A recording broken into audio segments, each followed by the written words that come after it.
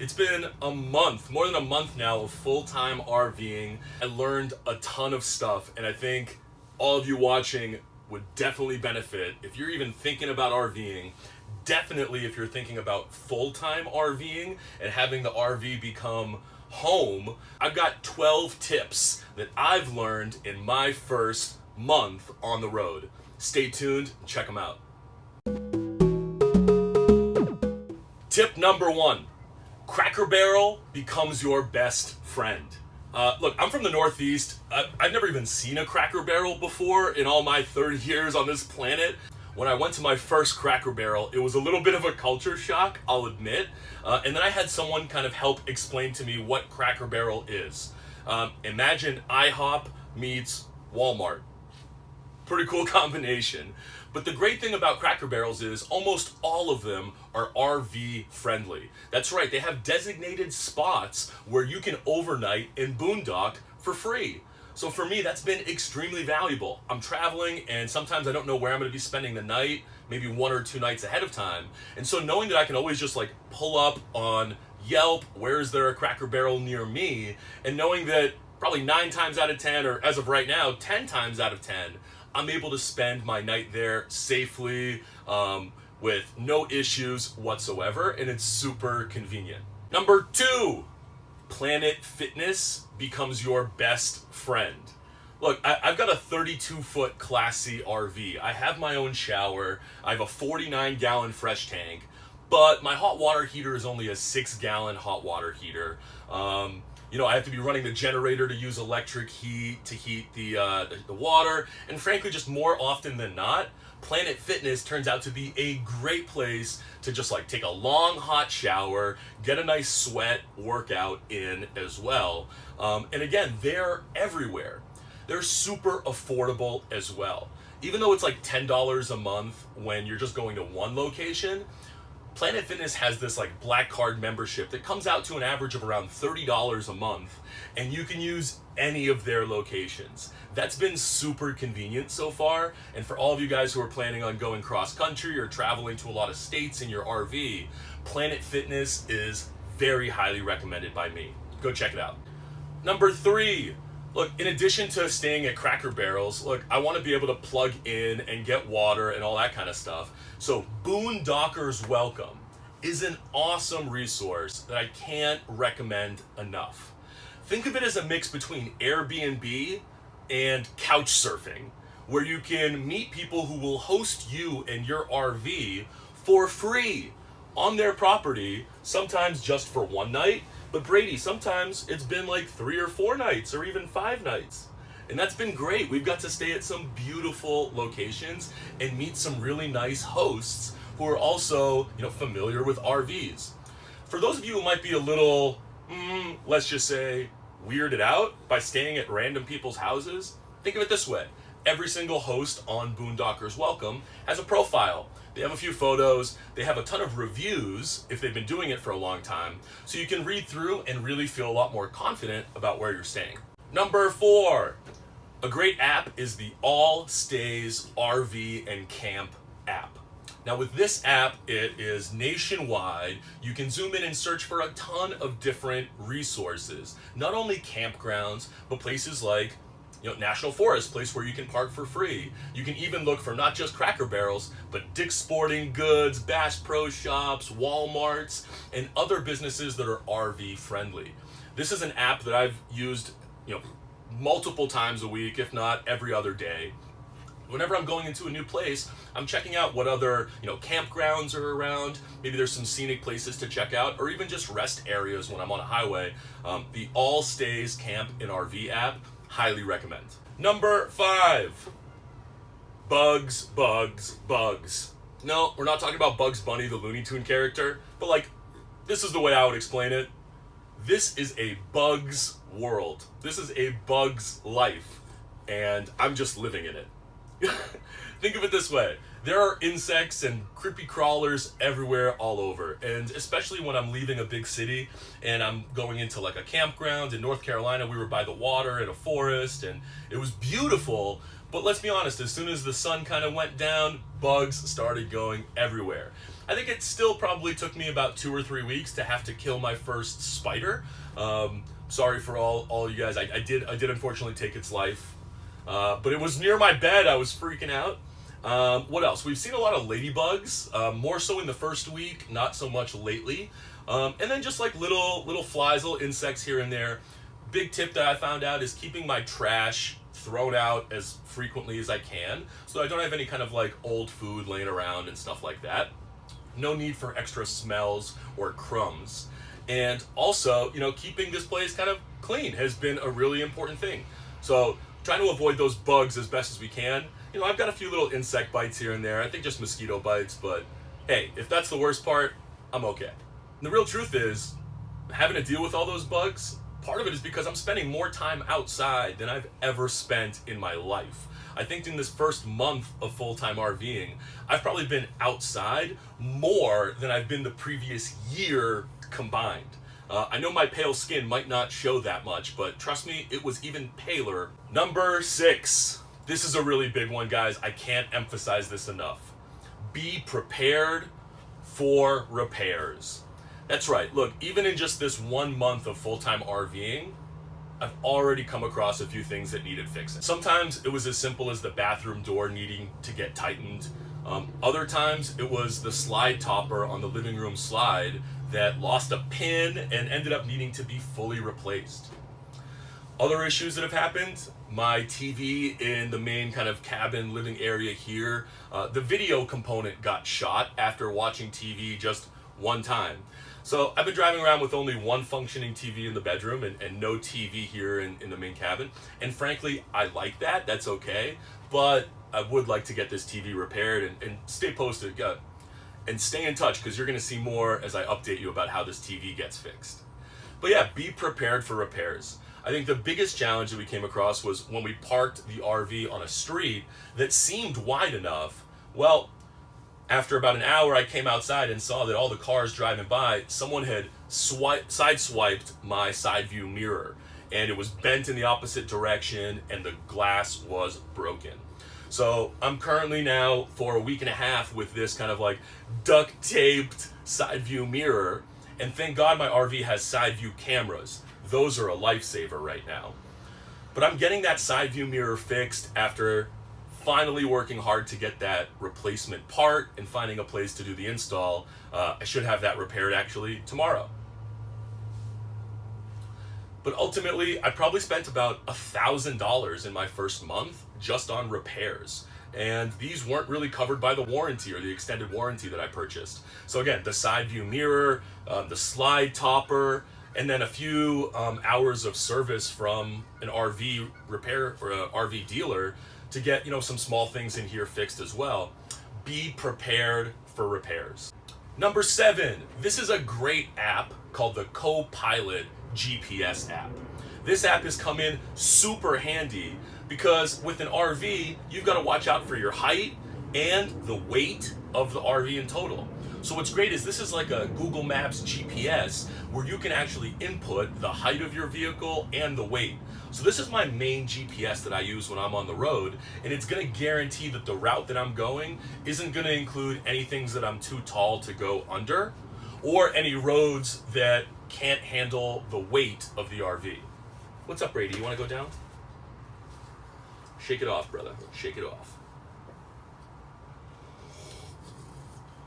The Co-Pilot GPS app is super handy. I think it costs a few dollars, but I highly recommend it because the last thing that you want to do is cause a traffic issue or, God forbid, damage your RV because you went under an underpass where your height wasn't where you went under an underpass where you were too tall to fit under and caused damage to your RV.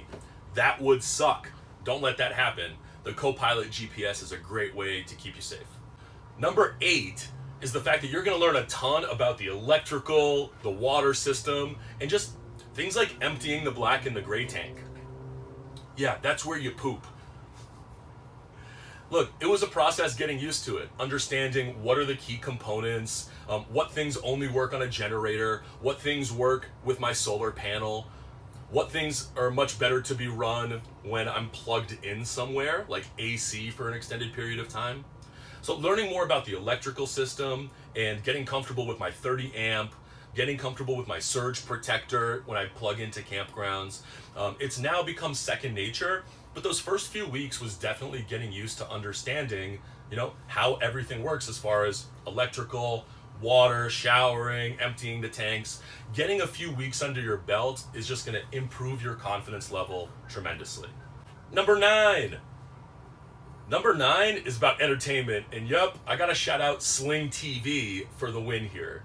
I mean, for Sling TV, I think my bill's around $20 a month. I get like 55 channels, and it's able to be watched on my phone. I can use it through my Amazon Fire Stick that's in my bedroom TV, and frankly, that's been a lifesaver. As many of you know, I'm from Boston, and the Boston Celtics are in the playoffs. That's my team. I've gotta watch those games, and instead of having to go to a bar and pay for expensive drinks and food, to be able to just watch the game here in the comfort of my home has been huge. Being able to watch, the corny sitcoms that I loved, and even Sports Center in the morning. Sling TV is super affordable, convenient, and I can't recommend it enough. Check it out if you're looking for ways to stay entertained and kind of plugged into your favorite TV networks while on the road. Number 10. Number 10 is the Verizon MiFi mobile hotspot. This mobile hotspot is a prepaid $70 per month with unlimited bandwidth, which for me has been huge. Since you guys know I put up a ton of videos on my YouTube channel, our Instagram, Twitter, and Facebook are always popping, so we've really got to stay plugged into the matrix, as I call it, and the Verizon mobile hotspot has proven to be super convenient. It's affordable, it gives me all the power that I need to have my internet connection wherever I go, and so far on the East Coast, it hasn't had any connectivity issues. We'll keep you posted with how that goes as we start traveling west into different parts of this country where, well, let's just say we might run into a few dead zones. We'll find out and we'll keep you posted. But the Verizon MiFi hotspot, I believe I have the 8800L model, and it's $70 a month prepaid. Highly recommend checking them out. Nearing the end of our list, number 11. All right, number 11, tolls and tickets. What do we mean? Well, let me give you an example. Driving through New Jersey, we hit up 2 different tolls where with our RV, it was a cost of around $9 per toll. I was prepared for a couple bucks. I was not prepared to spend $20 in tolls. Were you, Brady? You were not either, dude. You were not. So what they ended up giving us was a little receipt that we end up having to mail in with a payment. And I still need to do that. I'll be doing that today. Also, Delaware didn't give you a receipt, and so without my Easy Pass that I had on my car, I now have to make sure that I follow up and make those payments on tolls. Good thing is, though, the Copilot GPS app that we mentioned earlier does allow you to look for toll roads or avoid rolls with a toll altogether. Tickets. Yeah, dare I say, in my first month, I've already gotten a parking ticket for an expired meter in North Carolina. But we also had a little incident in Baltimore where we were picking up the signage for the outside of the RV. You guys know the Money Pro RV is branded with the Money Pro Tour. Hashtag Money Pro Tour. Check it out now. When we were picking up our signs, we were instructed to park to the right side of a street that we've never been on in Baltimore. It was near a fire station, and it was near where the business was. They were going to meet us outside. Well, what ended up happening? By the time the person came outside and gave us the signs that we were picking up and a receipt that said we were paid in full, there was already a cop, a policeman, flashing his lights right behind me and up at my driver's side window, giving me a ticket for sitting in a lane that was a bus-only lane that I didn't even know about. We don't really have those in Boston. Buses drive, a car can be parked there, a bus goes around it, big whoop. But in Baltimore, I guess they have a no tolerance, a zero tolerance policy for it. We ended up getting a ticket for $250. Now, I got to give a lot of props here to Fast Signs in Baltimore because they were very empathetic with our needs. And after talking to the management, I got to say they did pay us the full $250 so that we could make that payment for the parking ticket. So it ended up being zero out of pocket for me. But the whole experience was pretty crappy. Baltimore, that was pretty harsh.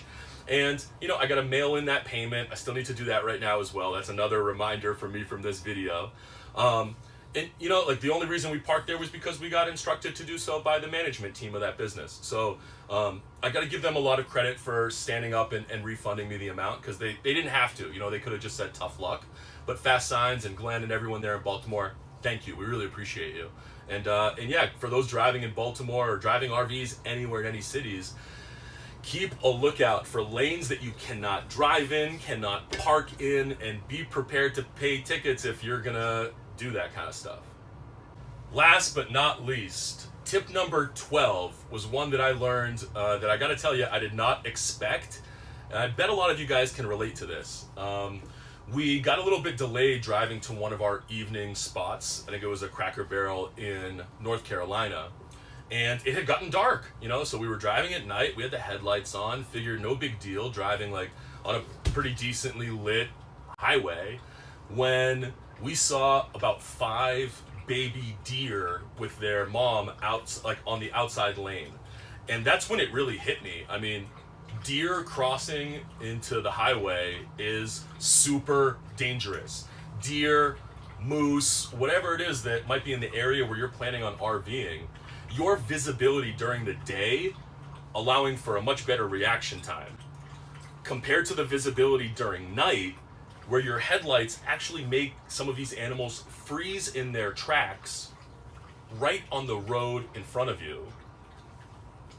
Let's just say we didn't have too close of a call, but you know, I saw carcasses in other parts of the highway that really the light bulb just went off and it said, listen, I'm not driving at night on highways or at high speeds like that. It's not something I'm interested in doing. So now I'm making sure that anytime I plan ahead, not only am I giving myself ample time to get there, but I'm making sure that I get there before the sun sets or just as the sun is setting, to make sure that my visibility on the road is still staying high. Because the last thing I'd ever want to happen is to have a crash with a deer or a moose or some kind of animal crossing the highway when I barely saw them and they froze because of my headlights. So safety first, guys. Safety is a really big priority. So thanks for watching this video. Hope you found these 12 tips super valuable. I know they all meant a ton to me in my first month RVing, and hopefully they save you guys some headache as well. Make sure you check out #MoneyProTour across all social media for more of our content with me and the Finance French Bulldog, the Finance Frenchie.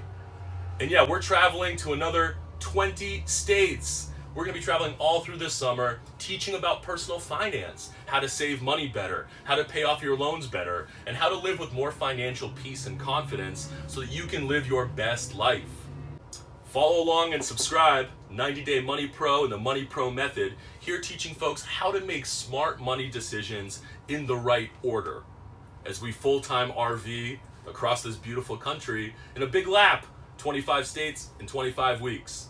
Cheers.